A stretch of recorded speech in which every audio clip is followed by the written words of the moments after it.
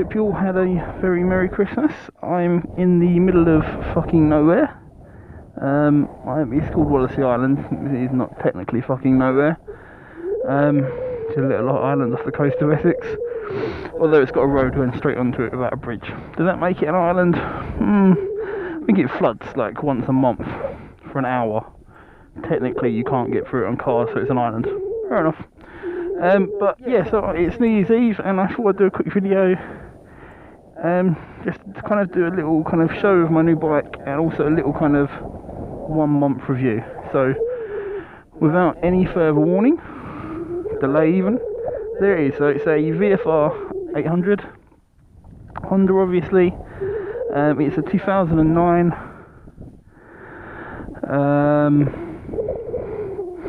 yeah, 800. It's got about just under 30,000 miles on it.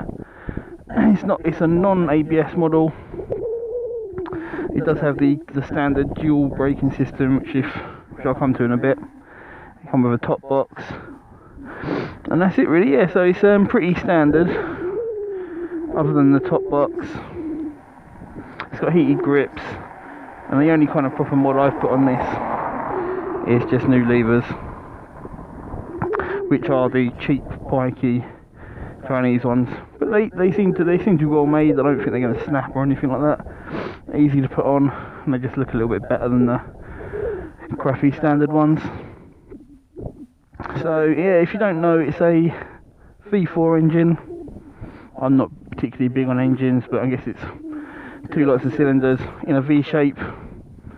It's VTEC, which if you've never seen a VFR, or there are a couple of other bikes I think they've used it, or definitely a couple of cars, it means when you get to a certain point in the rev range, I think on this it's just under 7,000, suddenly it goes from using 2 valves per cylinder to 4, and it basically turns into a bit of a kind of commuter bike, into a bit more of a sporty, aggressive thing. The whole engine changes its sound.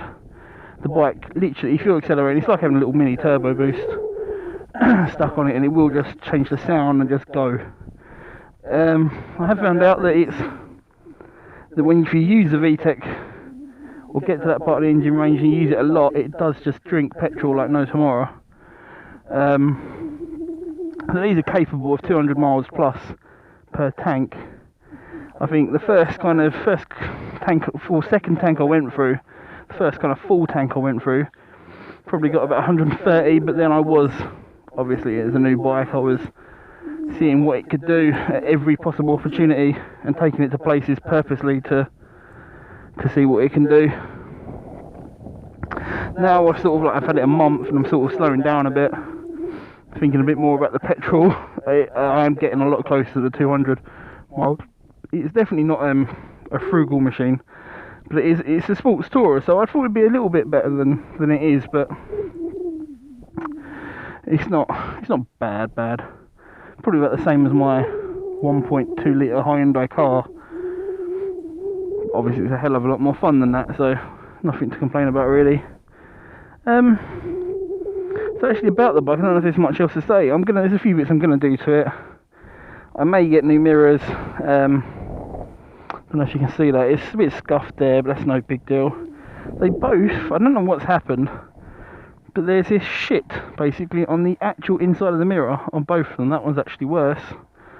That doesn't clean off. It's like the glue that holds the mirror on or something seeps between the pane of the glass and the actual mirror itself, and it won't come off. So I may get rid of them because it annoys me a bit. It's not in mint condition. There's chips there. There's marks all over it if you look close enough. Another quite bad one there. The worst is this side, which is in the shade, so I don't know if you'll be able to see it, but I think the bike's been over. There's a whole light row of kind of vertical scratches down there, and there's quite a big chip out there.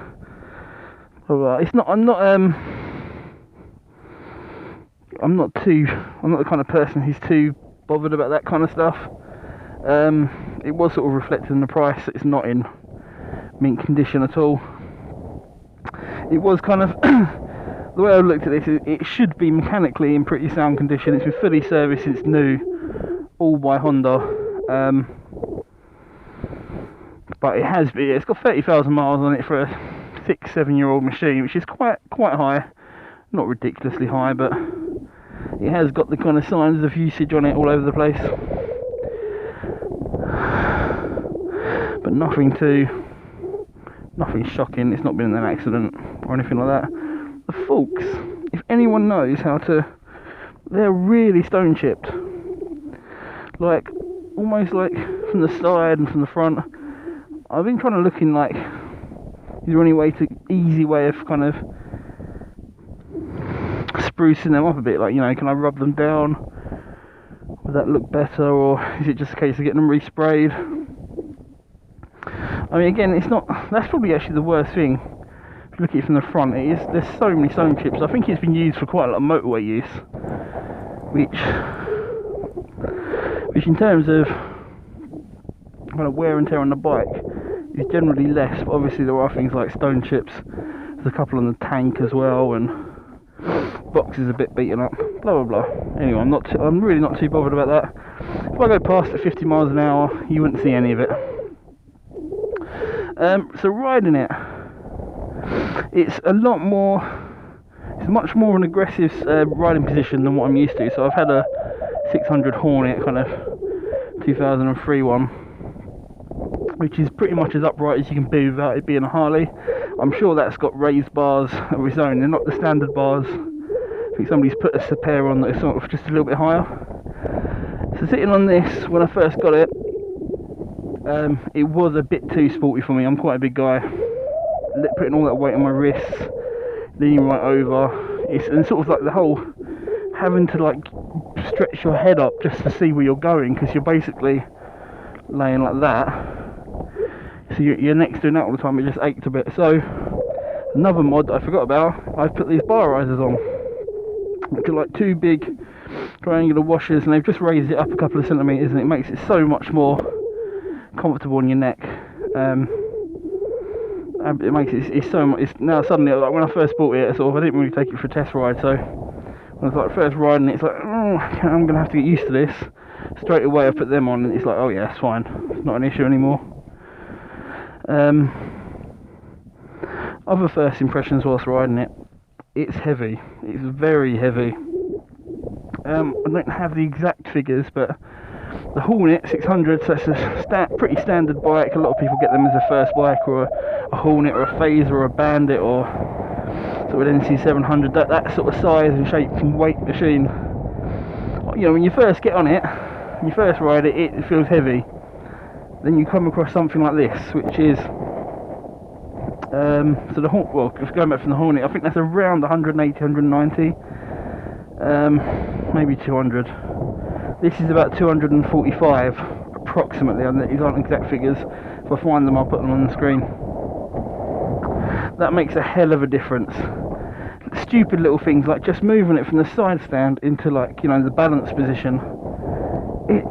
On the Hornet you can just flick it and it's no problem. On this it's just, oh my good lord. Obviously that translates into cornering. All kind of slow speed manoeuvre is just it takes getting used to. I'm still quite nervous. I've had it a month. I'm a hell of a lot better than I was, but I won't be U-turning it anytime soon. So if you happen to see my last video where I put a link in to a video of me doing a U-turn on the Hornet where I accidentally stalled it and tumbled, I won't even be trying that on this. If I have to do a U-turn on kind of an average road, it will be a kind of 2-point turn or 3-point turn. Other comments about this, it's quite high in the seat, so I'm 5'7". I wouldn't go any higher than this. This is just about, I can just about get the balls of my feet down. So I'm not on, so my feet are raised. I can just about get enough to be confident. Again, when I first got it, it wasn't, that was something, it wasn't, I was bloody nervous every time I come to a stop. It's like, but I'm getting better. I'm getting used to it. Other initial riding impressions, it's pretty quiet. It's got twin exhaust, I'll start it up in a bit, but you'll hear it. It's not too loud, which I do like the sound of loud exhausts, but I don't know if I'd want to live with one, especially on like a long trip, which is all what I plan to do next year. Well, if the weather stays like this, it'll be sooner rather than later. This is absolutely wonderful. What was I saying? So, yeah. So, yeah, other first impressions. The wind protection. So when you're going along at speed, it's brilliant. I may replace the screen and get a double bubble one just to raise it up slightly, especially where I've raised the bars, so I think my head's a bit higher. But overall, it's really, really good. It cruises very easily at speed.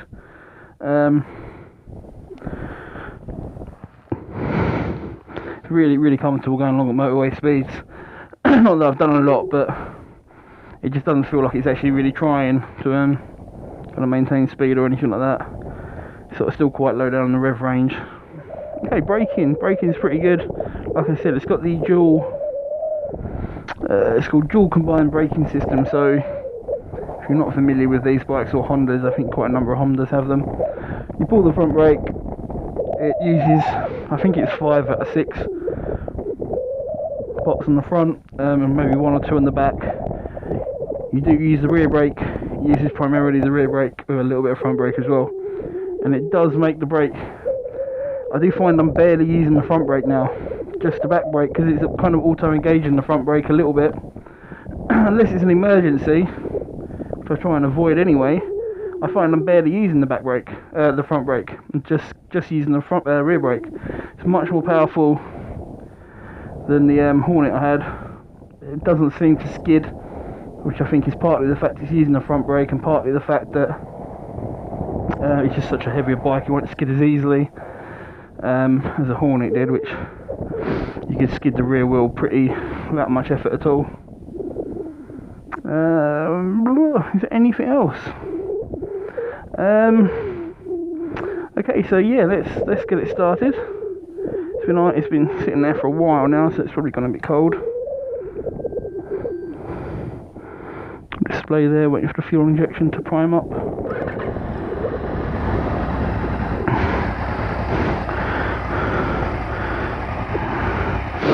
So yeah, like I said, it's reasonably quiet. When it's very cold, you first start it up, the auto choke kind of revs the fuck out of it for a little while to warm it up. But this has obviously been warmed up, so it's now idling quietly. Show you what it sounds like. Again, it's more engine sound than it is the exhaust. There's the occasional little pop out the back there.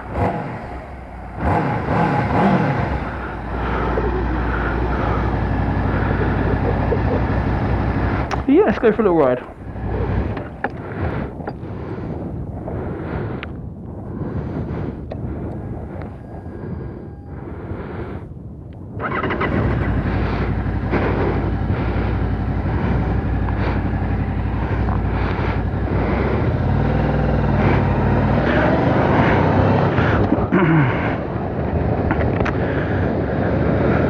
Okay, so hopefully you can still hear me and it's not too windy now. So yeah, it's pretty quiet. When you're cruising alongside, it's a RSPCB area around here. But the clutch is really light, especially now I got used to it. I did think it was a touch heavy when I first got the bike. Had it a couple of weeks and either I've strengthened up and got used to it, or it's just loosened up, maybe where it had been sitting there for a while before I bought it. So yeah, it's happy enough cruising along at slow speeds. It's got a lot more torque at lower revs, so I don't know what gear I'm in, but I'm not in a gear really to be accelerating, but I'm just going to do it anyway. I'm at 24, I think I'm in 3rd. Okay, so I didn't like it straight away there actually, I might have even been in 4th, let's find out. Yeah, I was in 4th. Not good to accelerate from 20 miles an hour in 4th.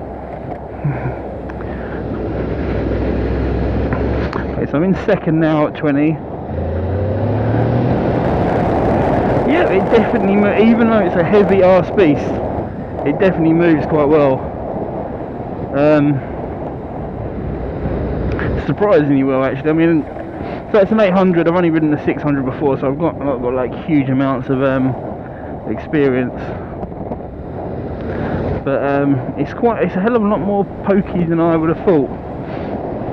Because reading, you know, before I bought this, I watched loads of other reviews, read reviews, all that kind of stuff. And lots of people called this there seems to be like some kind of argument, like whether this is a slow bike or a fast bike. I guess it depends where you've come from, but there are lots of people saying, oh, it's underpowered, it's blah blah blah. I don't know what they were expecting. So it's a sports tourer. It's got, I think, 107 brake horsepower, and it will do like 0 to 60 in under 4 seconds. I'm not exactly sure where. Some people have said like 3.3 and a 3.8 or somewhere around there. And it's got a top speed of over 150, and it's a sports tourer, not a sports bike. So when people say it's underpowered, I'm not sure whether they were just like sports bike riders and people used to 150 brake horsepower all the time, or whether they're just plain stupid.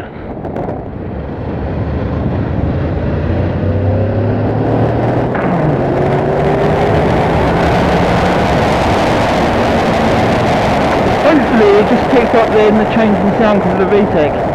It may have been drowned out by the wind, because it is obviously, I think I was doing about 70 in an open country road.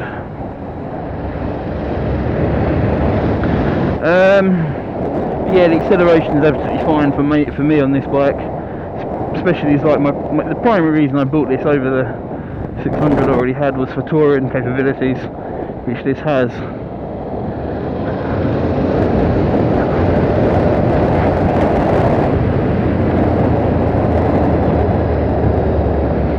And the cornering and the handling at any kind of speed, like above, you know, slow speed stuff, it's actually remarkably light to me. I mean, I'm quite heavy, so maybe if you was a really light person yourself, you know, kind of around the 10 stone mark where I'm closer to the 20, you might, maybe this would feel heavy for you, but actually riding this I don't have any complaints about the weight at all. I feel like I can throw it around, not quite as well as a Hornet, but then not far off at all.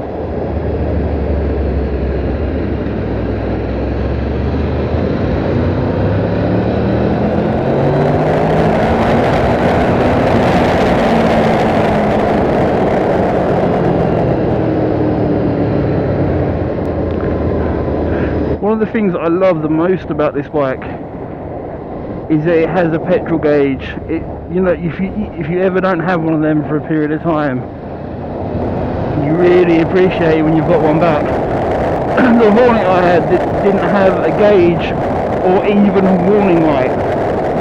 It had a reserve tank, that was it. You went from going along to stopping to then, I mean, I never actually did it, but you'd have to try and, like, you know, unless you wanted to roll to a stop, would be to actually try and like scratch down for the reserve tap, which I did have a practice is not that easy to do. And if you're in a certain situation on the motorway, or you know, in busy conditions, and you're fucking around doing that, it's not really what you want. I don't know what Honda were thinking when they decided not to put a gauge or even a warning light to tell you when you're getting low on that.